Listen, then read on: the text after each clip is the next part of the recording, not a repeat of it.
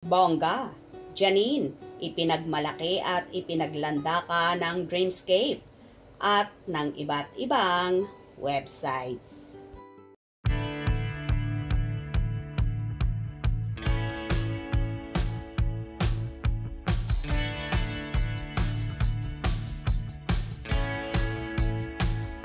Pinuri ng iba't ibang websites ang Asia's rising star na si Janine Gutierrez nang dumalo ito sa 37th Tokyo International Film Festival.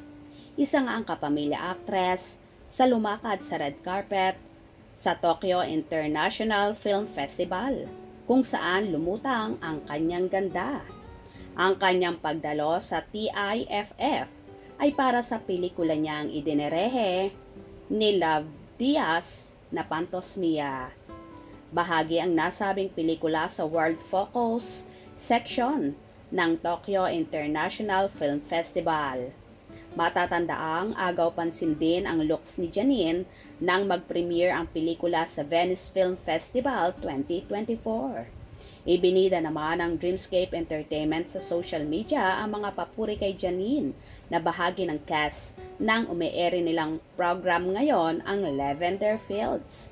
Say nila sa kanilang caption, "We are so proud of you, kapamilya." Nagpasalamat naman si Janine sa kanyang komento sa Instagram post ng Dreamscape Entertainment. Well, dream come true naman sa aktres ang pagdalo sa naturang film festival na yon at tuwang-tuwa siya sa kakaibang experiences na hatid ng pag-attend niya sa ganitong International Film Festival. Kaya naman super proud din sa kanya ang Dreamscape Entertainment at ang iba't ibang website na ibinandera at itinayo nga ni Janine ang bandera ng Pilipinas sa ganitong kagandang movie. Umaasa naman ang actress na marami pang bansa ang mararating at maaabot ng kanilang Pantos Mia movie na hindi sila magsasawang gumawa ng ganitong pelikula na pang world class ang datingan. So proud din ang director nilang si Love Diaz kay Janine.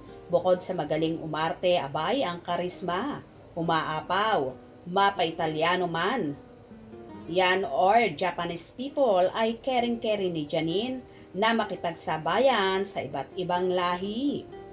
Congratulations Janine at kay Direk Love Diaz at sa buong cast ng Pantos Mia movie na ipalalabas rin sa Pilipinas very very soon.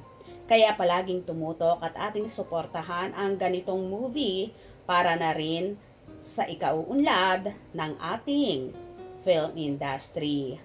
Kung nagustuhan nyo ang video na ito, comment down below.